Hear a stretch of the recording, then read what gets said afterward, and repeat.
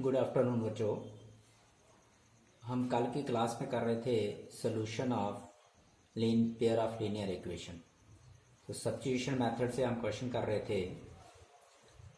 तो एक्सरसाइज 3.1 हमारी जो कल की क्लास में चल रही थी उसका ये सेकंड क्वेश्चन है। Solve 2x plus 3y is equal to 11 and 2x minus 4y is equal to minus 24 and hence find the value of m for which y is equal to mx plus 3। पहले हमें दो equations दी गई हैं, pair दिया गया है। यहाँ से हमने सोल्यूशन निकालने हैं, इसके x और y की वैल्यूज़ निकालनी है और उसके बाद हमने m की वैल्यू निकालनी है। यहाँ पूछा गया उसके बाद आप m की वैल्यू निकालो और m की वैल्यू क्या आएगी वो हमने यहाँ पे निकालनी है। तो इसके लिए हमने क्या करना है, पहले से सॉल्व करना है क्वेश्चन को। x और y की जो वैल्यू आएगी वो हमने इस इक्वेशन में सब्स्टिट्यूट करनी है, तो वहाँ से हमें m की वैल्यू आ जाएगी।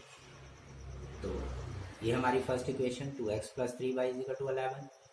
सेकेंड इक्वेशन है 2x minus 4y is equal to minus 24। But मैंने बोला था आपको कि अगर कॉमन फैक्टर कोई होता है तो निकाल लो, तो इक्वेशन जो है वो इजी हो जाएगी, तो हमारा सोल्यूशन थोड़ा इजी बन जाएगा। तो हमें यहाँ 2 कॉमन फैक्टर है सब में, तो हमने 2 निकाला।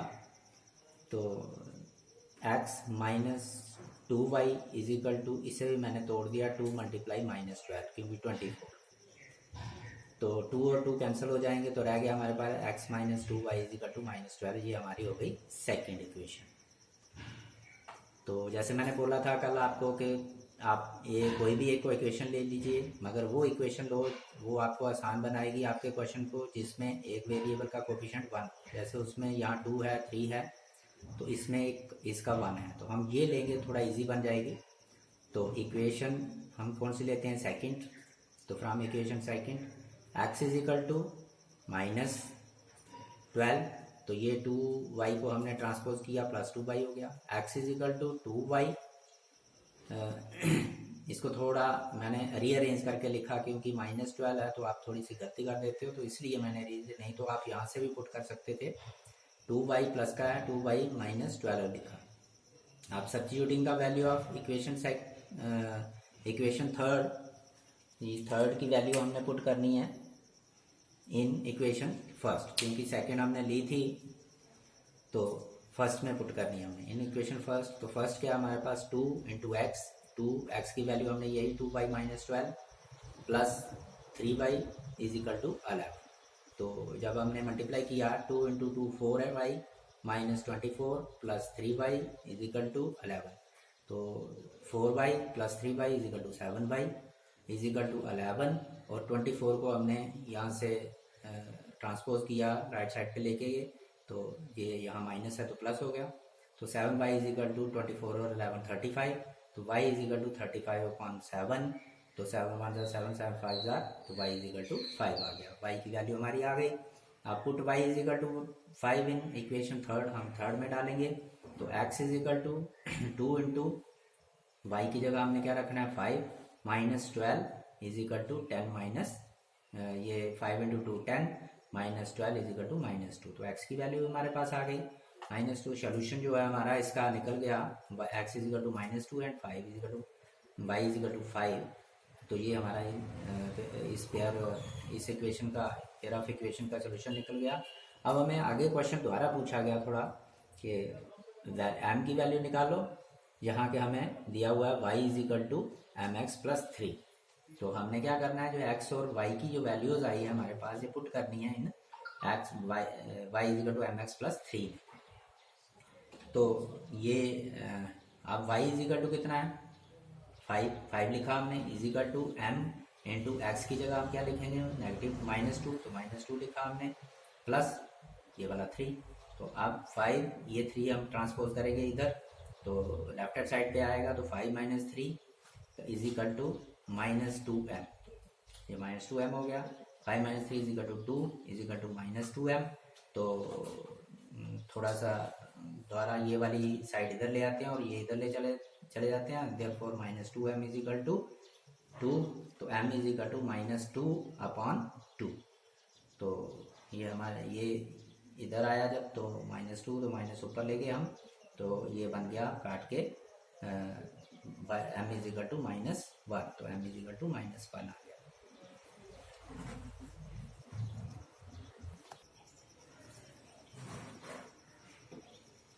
नाउ आप थर्ड क्वेश्चन का सेकंड पार्ट, फर्स्ट पार्ट हमने कल वाली वीडियो में निकाला था।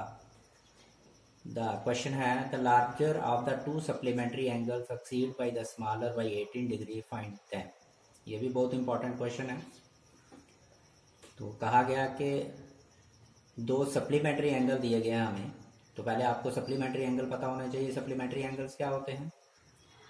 तो सप्लीमेंट्री एंगल वो होते हैं, पेयर होता है ये जिन दोनों का सम 180 डिग्री का होता है। अगर हम दोनों को का सम करें तो 180 डिग्री, तो उसे हम सप्लीमेंट्री एंगल कहते हैं। तो दो सप्लीमेंट्री एंगल दिए गए हैं हमें, उनमें जो बड़ा एंगल है दिया गया larger of to supplementary angle exceed the smaller. जो बड़ा एंगल है वो छोटे एंगल से 18 डिग्री ज़्यादा है। तो आपने वो एंगल निकालने के वो कितने कितने डिग्री के एंगल होंगे सप्लीमेंट्री। तो इसमें दिख रही है आपको एक ही कंडीशन, मगर यहाँ भी दो ही कंडीशन है।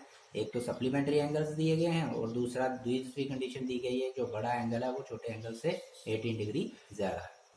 तो हम उसी तरह से क्वेश्चन शुरू करते हैं। मान लेते हैं कि लार्जर एंगल कितना है डिग्री है, x degree. Let the larger angle भी x डिग्री। तो स्मॉलर एंगल को भी हम करेंगे, लेट करेंगे कितने डिग्री है, तो वो हमने y डिग्री ले लिया। यहाँ आपको स्पेसिफाई करना है कि लार्जर कौन सा है और स्मॉलर कौन सा है इसलिए हमने लार्जर और स्मॉलर लिखा है। एज पर फर्स्ट गिवन कंडीशन जो हमें दिया है वो क्या दिया गया है, सप्लीमेंट्री एंगल्स दिए हैं। तो वो हमें पता है कि सप्लीमेंट्री एंगल दोनों का सम कितना होता है, 180 डिग्री होता है। तो इसलिए हमने लिखा x plus Y is equal to 180 degree. ये हमारी फर्स्ट इक्वेशन बन गई। As per second given equation वो कहता है कि larger of to supplementary angle. तो हमने लार्जर एंगल कौन सा लिया, x इज इक्वल टू किसके बराबर है कि स्मॉलर एंगल से 18 ज़्यादा है। तो हमने क्या किया, स्मॉलर एंगल में 18 प्लस कर दिया। वो कैसे, ये देखो, अगर यहाँ हमारे पास हो कि जैसे आपको पता है कि ये स्मॉलर नंबर है और ये लार्जर नंबर है, ये 3 है और ये 7 है। तो आपको पता है 7 जो है वो 3 से 4 ज़्यादा है। तो हम अगर इसे इक्वल करें, इक्वेट करें तो कैसे होगा, तो 7 इज इक्वल टू हमें 3 जो है स्मॉलर नंबर है, तो उसमें हमें जितना ये ज़्यादा है उतना हमने प्लस कर दिया। 3 + 4 = 7। सेम चीज़ हमने यहाँ पे की। तो कि जो बड़ा एंगल है वो छोटे से 18 ज़्यादा है, तो छोटे में हमने 18 प्लस कर दिया। तो अब ये आगे ही उसी फॉर्म में बनी हुई है जैसे हमने थर्ड इक्वेशन बनाते हैं। तो पहले की बनी हुई है उसी फॉर्म में। एक्स वेरिएबल हमारे पास निकला हुआ है, तो हमने ये सब्स्टिट्यूट कर देते हैं सीधा फर्स्ट में। Substituting the value of equation second in equation first. तो फर्स्ट क्या है, x plus Y is equal to 180। X की जगह हम क्या लिखेंगे, y प्लस 18, आगे है प्लस, आगे है y इज इक्वल टू और आगे है 180। तो y प्लस वाई हमारे पास 2y plus 18 is equal to 180। 2y is equal to 180। 18 को ट्रांसपोज करेंगे, यहाँ लाएंगे दूसरी साइड पे, तो ये हो गया -18। तो 2y इज इक्वल टू 180 में से 18 निकालेंगे 162। तो y is equal to 162 divided by 2, क्योंकि यहाँ मल्टीप्लाई कर रहा है तो यहाँ क्या करेगा, डिवाइड करेगा। और ये डिवाइड करने के बाद हमारे पास आ गया 81। 2 8 जार 16 एंड 2 1 जार 2, तो 81। तो y हमारे पास 1 निकल गया, 81 डिग्री एंगल आ गया y। कहने का मतलब स्मॉलर एंगल हमें मिल गया। अब put y is equal to 81 in equation second, इसमें डालेंगे हम, क्योंकि हमारे पास थर्ड है नहीं, यही बनी है सेकंड। तो x इज इक्वल टू आगे क्या, y प्लस 18। तो y की जगह हम क्या डालेंगे, 81 प्लस 18।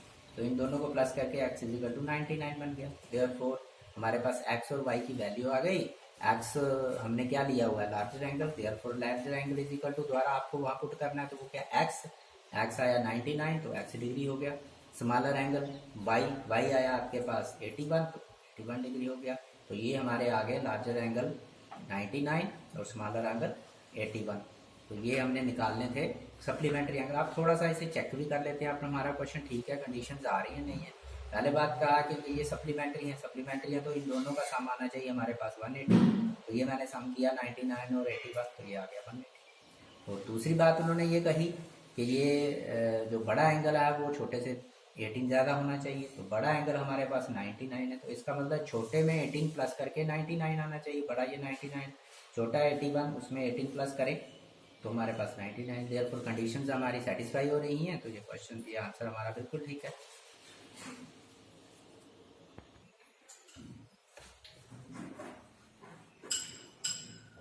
तो अब इसी क्वेश्चन का third part, the coach of A cricket team by 7 bats buys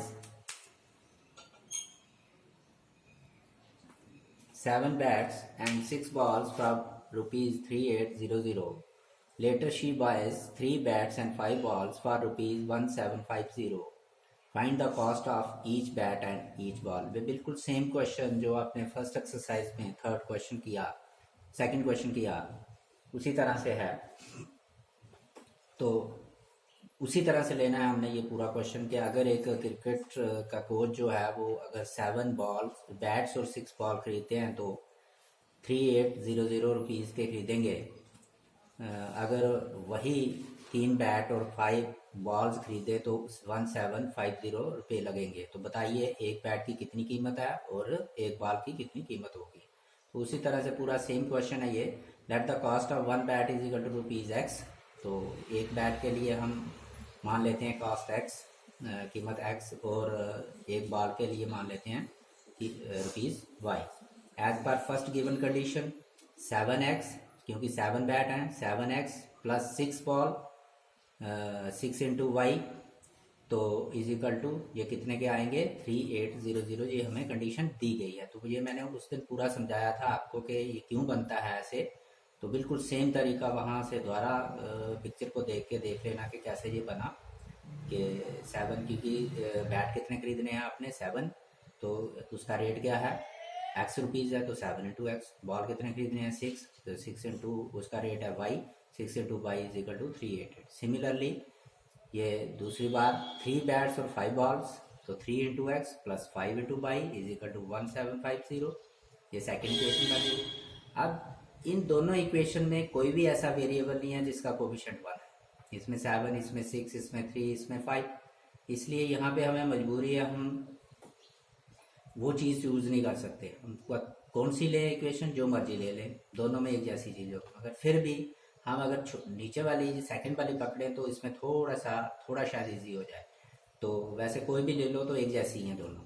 तो from equation second 3x is equal to 1750, और इसको ट्रांसपोज किया आपने तो -5y।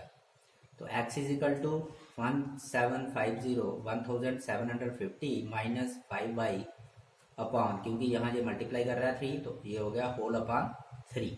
ये बन गई हमारी थर्ड। अब इसकी वैल्यू हमने सब्स्टिट्यूट करनी है किसमें, फर्स्ट में, क्योंकि सेकंड ली थी।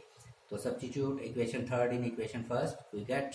तो हम फर्स्ट क्या है, फर्स्ट देखनी है हमने 7 मल्टीप्लाई एक्स है, तो एक्स की जगह हमने ये पूरा का पूरा जो है, क्योंकि एक्स की वैल्यू यहाँ पे ये है, ये हमने पुट करनी है, यहाँ पे लगानी है। तो 1750 माइनस 5y अपॉन 3, उसके बाद है प्लस 6y, तो लिखा हमने plus 6y is equal to 3800। तो अब इसे निकालेंगे। अब बात जहाँ आ गई यहाँ, इसीलिए हम वो वाली इक्वेशन पकड़ते हैं जो जिसमें वेरिएबल जो 1, क्योंकि ये अपान ना आए। तो अपान में थोड़ी सी आपको प्रॉब्लम होती है, बाद में कैलकुलेशन में थोड़ी टफ कैलकुलेशन हो जाती है। तो मैंने उस दिन भी आपको इस तरह से समझाया था कि आप इन जितने भी टर्म्स हैं सबके डिनोमिनेटर देखो क्या है। तो यहाँ 3 है, यहाँ 1 है, यहाँ 1 है, इनका एलसीएम निकाल दो। फिर इनका 3 है, ये 3 एलसीएम आएगा। तो इसी से सबको मल्टीप्लाई कर दो, हर एक term multiplying through by 3 into ये पूरी टर्म आपने लिखनी है देख के, 7 इंटू यही plus upon 3 plus 3 into 6y ये पूरी टर्म प्लस 3 इंटू ये पूरी टर्म। तो ये हमारे पास 3 और 3 कैंसिल। तो जब हम ये इसे खोलेंगे 7 मल्टीप्लाई जैसे हमारे पास ये बना 12250 minus 7 into 535y plus 6 into 3 18y is equal to 3 into ये करेंगे तो ये हमारे पास ये बना पूरा 11,400। अब 35 में से 18 निकाला तो -17y is equal to 11400 minus ये इधर से इधर लाया आपने जब 12,250, तो हमारे पास ये बना। तो -17y इज इक्वल टू -850 हो गया। तो ये माइनस माइनस कैंसिल हो गया। y is equal to 850 upon 17, तो ये बन गया आपके पास 17 5 85, तो ये 50 बन गया। y आपके पास आ गया 50, y की वैल्यू हमारे पास बन गई 50। अब put y is equal to same वही y is equal to 50 in equation third. तो इसमें हमने डाला, जब तो वो थर्ड क्या हमारे पास x is equal to 1750 minus 5 into 50 upon 3, 1750 minus 250 upon 3। तो हमारे पास x is equal to 750 minus 250, दोनों को आपने जब सब्ट्रैक्ट किया तो आपके पास बना 1500 अपॉन 3। तो काट के हमारे पास 3 1 3, 3 5 50, तो 500 बना। x आ गई हमारे पास 500 वैल्यू और y आ गई 50 वैल्यू। सेम क्वेश्चन एक तरह के होते हैं सारे के सारे, बिल्कुल सेम, सिर्फ इक्वेशन अलग होती है। तो अब हमें x भी मिल गया, y भी मिल गया। तो देयरफॉर हमने x किसको लिए लेट किया हुआ है, एक बैट के लिए। तो कास्ट ऑफ वन बैट वहां से देख के पूरा लिखना है। तो therefore the cost of one bat is equal to x की जगह रुपीज, x की जगह आपने कितने आए 500, और cost of one ball is equal to 50, क्योंकि y हमारे पास 50 है। ये दोनों की कॉस्ट आ गई। अब हम थोड़ा चेक भी कर लेते हैं कि फर्स्ट इक्वेशन में है 7 बॉल है, तो बॉल कितने का आया, बैट है, तो बैट कितने का 500, तो ये बना 3500। और 6 बॉल है, तो बॉल कितने का, क्या कीमत बनी उसकी 50, तो ये बन गया 300। इन दोनों को प्लस करेंगे तो ये बन गया हमारे पास 38, तो ये ठीक हो गया। दूसरी इक्वेशन में करेंगे 3 बॉल बैट है, और बैट की कीमत कितनी आई हमारे पास, कितनी कॉस्ट आई 500, तो ये बना 1500। तो 5 बॉल हैं, 5 मल्टीप्लाई, तो 50 बैट बॉल की कीमत आई, तो ये बना 250, तो ये बना हमारे पास 17। तो ये दोनों कंडीशन ठीक आ गई, तो इसका मतलब हमारा क्वेश्चन ये ठीक है। तो इसी तरह से आपने, ये आपकी फर्स्ट एक्सरसाइज, सेकंड एक्सरसाइज है, ये आपकी कंप्लीट हो गई। जो फर्स्ट एक्सरसाइज का ये क्वेश्चन है, वो आपने इसी मेथड से द्वारा उनके सोल्यूशन निकालने हैं, तीनों के तीनों। पर्टिकुलरली आज आपने जो अल्ताफ वाला फर्स्ट क्वेश्चन है उसको ज़रूर करना है, क्योंकि वो वेरी इंपॉर्टेंट क्वेश्चन है। उसको आज आपने उसको भी आपने इसी मेथड से करना है। वहाँ से आपने वैल्यू निकालनी है कि उसकी आफ्ताब की एज कितनी है और उसके डॉटर की एज कितनी है।